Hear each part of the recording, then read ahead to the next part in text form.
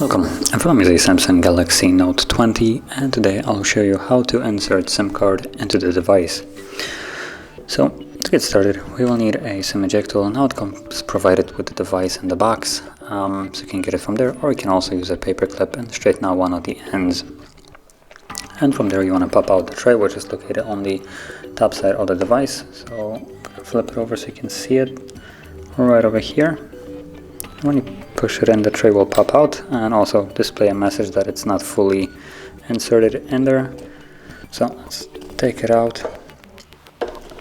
And in here we have space for 2 different SIM cards, so you can occupy both of them if you want to, but I'm going to be using just one of them. Place the SIM card in there, make sure that it's laying flush in there, and you don't actually need to hold it, it kind of holds in there by its own, so that's nice.